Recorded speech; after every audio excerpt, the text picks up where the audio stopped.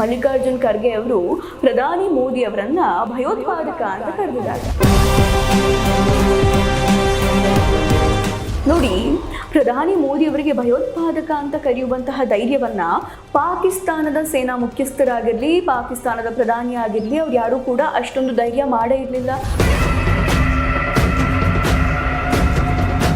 ಈಗ ನೋಡಿ, ಕಾಂಗ್ರೆಸ್ ಮತ್ತು ಪಾಕಿಸ್ತಾನದ ನರೇಟಿವ್ ಒಂದೇ ಆಗಿದೆಯಾ, ಅಥವಾ ಕಾಂಗ್ರೆಸ್ ಪಕ್ಷದ ಅಧ್ಯಕ್ಷರ ಹೇಳಿಕೆ ಪಾಕಿಸ್ತಾನದ ಅಂದಿನ ಹೇಳಿಕೆ ಬರೀ ಕಾಕತಾಳೀಯನ ಅಂತ ಯೋಚನೆ ಮಾಡಿದರೆ ಖಂಡಿತ ಅಲ್ಲ.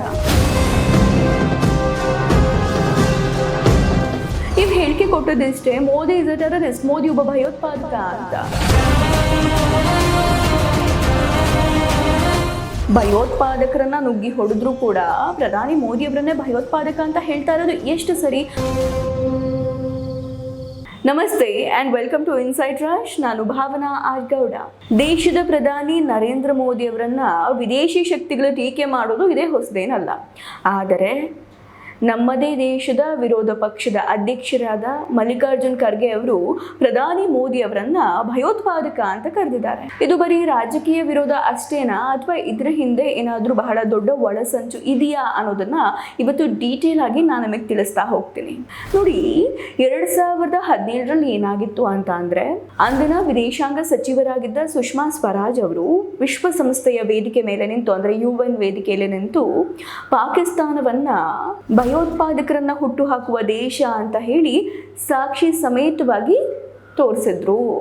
ಅವರು ಹೇಳ್ತಾರೆ, ಪಾಕಿಸ್ತಾನದಲ್ಲಿ ಭಯೋತ್ಪಾದಕರನ್ನ ಸೃಷ್ಟಿ ಮಾಡಿ ಜಗತ್ತಿನಾದ್ಯಂತ ಟೆರರಿಸ್ಟ್ಗಳನ್ನ ಎಕ್ಸ್ಪೋರ್ಟ್ ಮಾಡ್ತಿದ್ದಾರೆ ಅಂತ, ಅದಕ್ಕೆ ಸಾಕ್ಷಿಯನ್ನು ಕೂಡ ಅವರು ತೋರಿಸಿದ್ರು. ಆ ಸಂದರ್ಭದಲ್ಲಿ ಏನಾಗಿತ್ತು ಅಂದರೆ, ಅಂದಿನ ಪಾಕಿಸ್ತಾನದ ವಿದೇಶಾಂಗ ಸಚಿವರಾದ ಖ್ವಾಜಾ ಆಸಿಫ್ ಅವರು ಮಾಧ್ಯಮದವರ ಮುಂದೆ ಬಂದು ಹೇಳ್ತಾರೆ, ಅಂದರೆ ಪಾಕಿಸ್ತಾನದ ಒಂದು TV ಚಾನಲಲ್ಲಿ ಆ್ಯಂಕರ್ ಜೊತೆ ಮಾತಾಡ್ತಾ, ಹಮೀದ್ ಮೀರ್ ಅನ್ನುವಂತಹ ಆ್ಯಂಕರ್ ಜೊತೆ ಮಾತಾಡ್ತಾ, ಭಾರತದ ಪ್ರಧಾನಿ ನರೇಂದ್ರ ಮೋದಿಯವರು ಭಯೋತ್ಪಾದಕ ಅನ್ನುವಂತಹ ಹೇಳಿಕೆಯನ್ನು ಕೊಟ್ಟಿದ್ರು. ಆಗ ಭಾರತದಾದ್ಯಂತ ವಿರೋಧ ವ್ಯಕ್ತ ಆಗಿತ್ತು ಆ ಹೇಳಿಕೆಗೆ.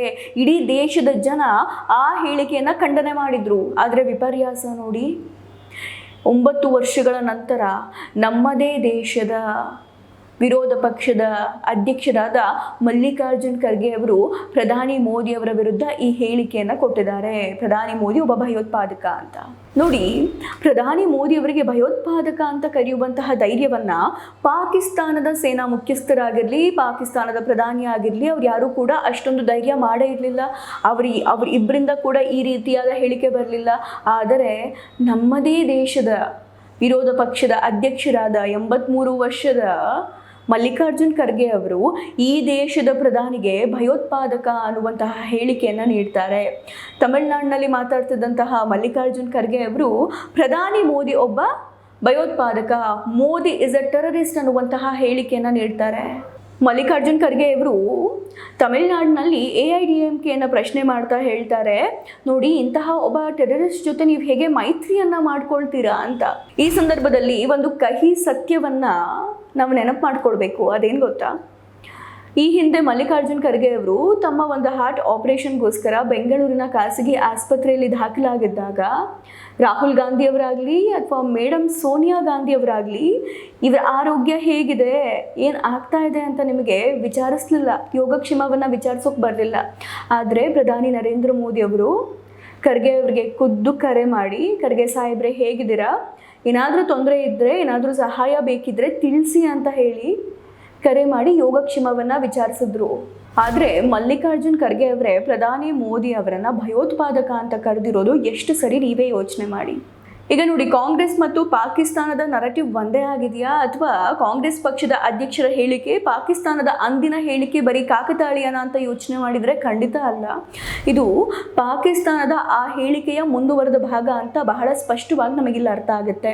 ಇದರ ಜೊತೆಗೆ ಪಾಕಿಸ್ತಾನ ಜಗತ್ತಿನಾದ್ಯಂತ ಪ್ರಧಾನಿ ಮೋದಿ ಅವರನ್ನು ಮುಸ್ಲಿಂ ವಿರೋಧಿ, ಇವರು ದ್ವೇಷವನ್ನು ಹರಡ್ತಾ ಇದ್ದಾರೆ ಅಂತ ಪ್ರಚಾರ ಮಾಡ್ಕೊಂಡು ಹೋಗ್ತಾ ಇದೆ.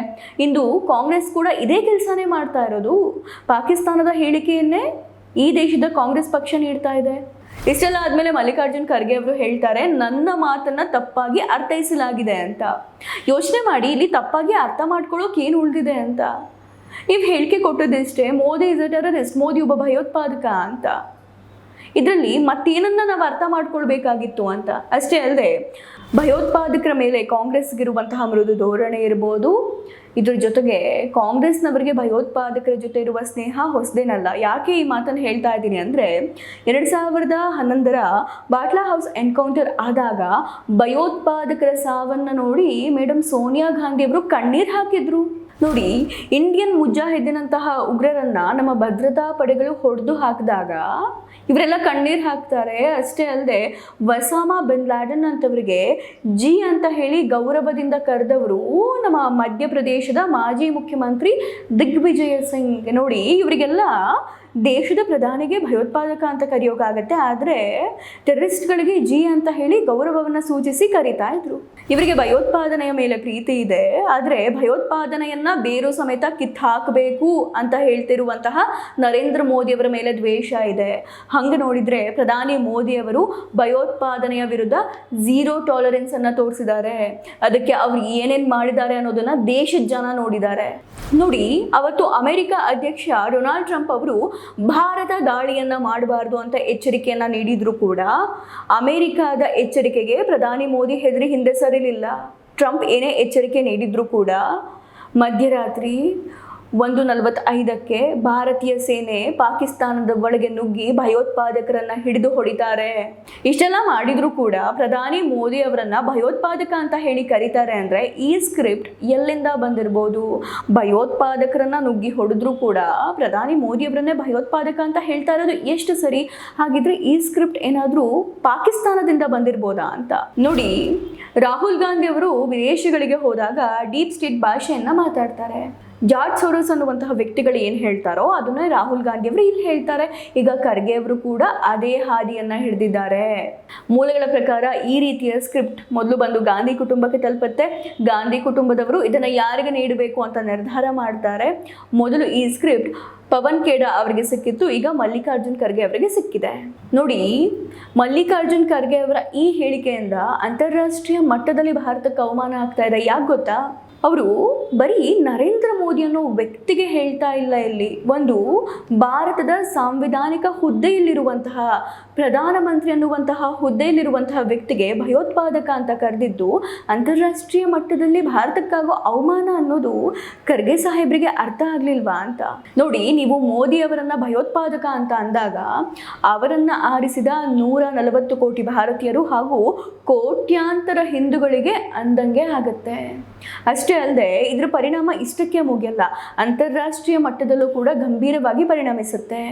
ಖರ್ಗೆ ಅವರ ಈ ಸ್ಟೇಟ್ಮೆಂಟ್ ಅನ್ನ ಇಟ್ಕೊಂಡು ವಿಶ್ವಸಂಸ್ಥೆಯ ಇನ್ನೊಂದು ಮೀಟಿಂಗಲ್ಲೋ ಒಂದು ಸಭೆ ಆದಾಗ ಪಾಕಿಸ್ತಾನ ಖರ್ಗೆ ಅವರ ಈ ಸ್ಟೇಟ್ಮೆಂಟನ್ನು ಉಲ್ಲೇಖ ಮಾಡೇ ಮಾಡುತ್ತೆ.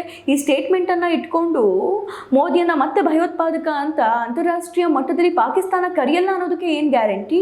ಅವಾಗ ಪಾಕಿಸ್ತಾನ ಹೇಳುತ್ತೆ, ನೋಡಿ ನಾವಷ್ಟೇ ಅಲ್ಲ, ಭಾರತದ ಕಾಂಗ್ರೆಸ್ ಪಕ್ಷದ ಅಧ್ಯಕ್ಷರೇ ಪ್ರಧಾನಿ ಮೋದಿ ಅವರನ್ನು ಭಯೋತ್ಪಾದಕ ಅಂತ ಕರೆದಿದ್ದಾರೆ, ಹೀಗಿದ್ಮೇಲೆ ನಾವು ಕರೆಯೋದ್ರಲ್ಲಿ ತಪ್ಪೇನು ಅಂತ ಹೇಳುವಂತಹ ಚಾನ್ಸಸ್ ಕೂಡ ಇದೆ ಅಲ್ವಾ? ಈ ರೀತಿಯಾಗಿ ಭಾರತದ ಭದ್ರತೆಯನ್ನು ಕುಗ್ಗಿಸುವ ಒಂದು ಪಿತೂರಿ ಇದು. ಈ ಸಂದರ್ಭದಲ್ಲಿ ಬಿಜೆಪಿಯವರು ಬರೀ ಕಾಂಗ್ರೆಸ್ ಇತಿಹಾಸವನ್ನು ನೆನಪು ಮಾಡಿಕೊಂಡು ಈ ರೀತಿ ಖರ್ಗೆ ಅವರ ಹೇಳಿಕೆಯನ್ನು ಖಂಡನೆ ಮಾಡ್ತಾ ಕೂತ್ರೆ ಏನೂ ಪ್ರಯೋಜನ ಆಗಲ್ಲ. ಕಾಂಗ್ರೆಸ್ ನಾಯಕರ ವಿರುದ್ಧ ಆಗಿರ್ಬೋದು, ಖರ್ಗೆ ಅವರ ವಿರುದ್ಧ ಆಗಿರ್ಬೋದು, ಯಾವ ರೀತಿಯಾದ ಕ್ರಮವನ್ನು ಕೈಗೊಳ್ಳಬೇಕು ಅನ್ನೋದ್ರ ಬಗ್ಗೆ ಯೋಚನೆ ಮಾಡಬೇಕಾಗುತ್ತೆ. ಮಲ್ಲಿಕಾರ್ಜುನ್ ಖರ್ಗೆ ಅವರ ಮೇಲೆ ಕಠಿಣ ಕ್ರಮವನ್ನು ಕೈಗೊಳ್ಳಲೇಬೇಕು. ಯಾಕೆ ಕೈಗೊಳ್ಳಬಾರ್ದು? ಇದ್ರ ಜೊತೆಗೆ ಅವರ ಸಂಸದ ಸ್ಥಾನವನ್ನು ರದ್ದು ಮಾಡ್ಬೋದಲ್ವಾ? ಈ ರೀತಿ ಅಂದರೆ ಸಾಂವಿಧಾನಿಕ ಹುದ್ದೆಯಲ್ಲಿರುವಂತಹ ವ್ಯಕ್ತಿಗೆ ಭಯೋತ್ಪಾದಕ ಅಂತ ಕರೆದಿದ್ದು ತಪ್ಪಲ್ವಾ? ಸೊ ಅವರಿಗೆ ಯಾವ ರೀತಿಯಾಗಿ ಶಿಕ್ಷೆಯನ್ನು ಕೊಡಿಸ್ಬೇಕು ಅನ್ನೋದ್ರ ಬಗ್ಗೆ ಬಿಜೆಪಿ ನಾಯಕರು ಯೋಚನೆ ಮಾಡಬೇಕಾಗಿದೆ. ಚುನಾವಣಾ ಆಯೋಗಕ್ಕೆ ದೂರು ನೀಡೋದ್ರಿಂದ ಏನೂ ಆಗಲ್ಲ. ಈ ಕುಟುಂಬ ಮತ್ತು ಅವರ ಬೆಂಬಲಿಗರ ವಿರುದ್ಧ ಕಠಿಣ ಕ್ರಮ ಕೈಗೊಳ್ಳದೇ ಇದ್ದರೆ ಬಿಜೆಪಿ ತನಗೆ ತಾನೇ ಕೊಡಲಿ ಏಟನ್ನು ಹೊಡ್ಕೊಳ್ಳುತ್ತೆ. ಅಷ್ಟೇ ಅಲ್ಲದೆ ಒಟ್ಟಿನಲ್ಲಿ ನೋಡಿ, 2029 ಚುನಾವಣೆ ಹತ್ತಿರ ಬರ್ತಾ ಇದೆ. ಈ ಸಂದರ್ಭದಲ್ಲಿ ದೇಶ ವಿರೋಧಿಗಳಿರ್ಬೋದು ಹಾಗೂ ಅವರನ್ನು ಬೆಂಬಲಿಸುವಂತಹ ಶಕ್ತಿಗಳು ದೇಶದ ಒಳಗೆ ಒಂದು ಸ್ಕ್ರಿಪ್ಟನ್ನು ರೆಡಿ ಮಾಡ್ತಾ ಇದ್ದಾರೆ. ಇದ್ರ ಬಗ್ಗೆ ಪ್ರತಿಯೊಬ್ಬ ಭಾರತೀಯರು ಕೂಡ ಜಾಗರೂಕರಾಗಿರಬೇಕಾಗತ್ತೆ. ಇದಾಗಿತ್ತು ಈ ಹೊತ್ತಿನ ವಿಶೇಷ. ಜೈ ಹಿಂದ್.